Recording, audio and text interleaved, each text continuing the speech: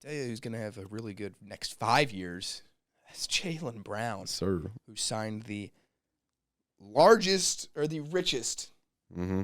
I'd rather use that word. The richest deal in NBA history. A 5-year, $304 million supermax, exceeding Nikola Jokic's $276 million contract. Is this Jaylen Brown deserves it, or is this Jaylen Brown is just in the right place at the right time and now the market is set? I think it's a little bit of both. I think overall Jaylen Brown definitely deserves this. He's getting a lot of flack on Twitter from some fans, but I mean he averaged 26.6 points a game last year. He's a great number two. This guy's your number two on the team next to Jason Tatum. Now it makes the Celtics' job a little bit tougher trying to, in the years coming, you have a very big contract on your payroll now, and I'm not sure what Tatum's contract is right now, but, I mean, you're paying a lot of money here, and that obviously is going to make things tougher to build around, but I'm sure they'll figure it out. So, due for the Supermax, obviously the collective bargaining agreement for the NBA, it's always going up. Viewership numbers are great for the NBA. They're making tons of money on TV deals and everything like that. So player contracts are just going to go up until that stops, which doesn't look like it'll stop anytime soon. So I think it's a little bit of both, but I definitely think he deserves the contract more so than what people are saying right now. Yeah, no, definitely. I think that he's getting a lot of flack for no reason on Twitter right now. But I will say this. I think that this contract is more so like he was just in the right place at the right time of moving forward and how contracts are going to look. Like, this isn't Jaylen Brown's the best player in the league, so he's getting the most money in the league. This is Jaylen Brown is the first person to sign a Supermax like this because of CBA, obviously, like you'd mentioned, and things of that nature. A very good year for Brown last season. He's going to make $31 million, nearly $32 million next year because of his previous deal.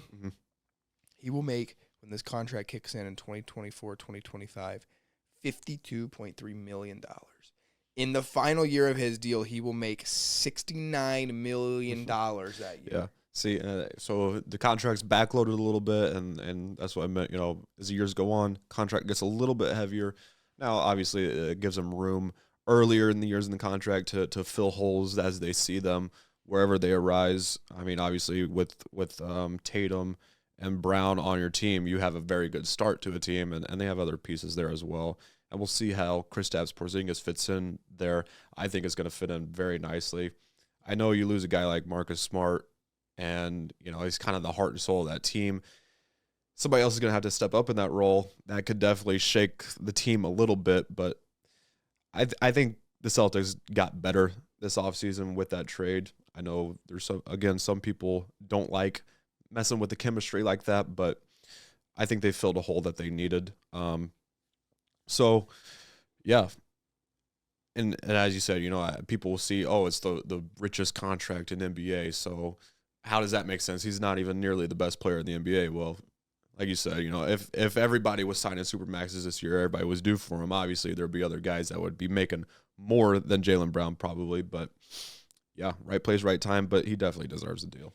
I do really like Kristaps in Boston as well. Originally, I was kind of like, what are we doing here, guys? But I think that Kristaps is a better option than Smart for this team.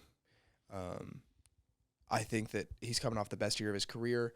Kristaps Porzingis is. So it's like you're bringing him in. You're going to have Derek White, Jaylen Brown, Tatum, Porzingis, and Horford still.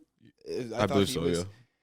I think he was contemplating retirement, but I believe he's coming back now. He's coming back. Okay, so, I mean, that's not a bad lineup. That's not a terrible lineup. Obviously, still room to improve at the big man position, but I could even say and Brogdon's still there, but yeah, it was a very guard-heavy team, so they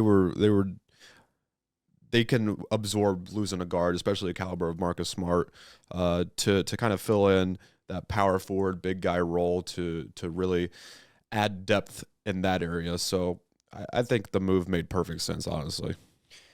People are hating on Jaylen Brown like he's not the best two option in the league. Yeah. I'm very excited to see how that Celtics were my team last season to that I picked to win the NBA championship, and obviously they fell short. Mm-hmm.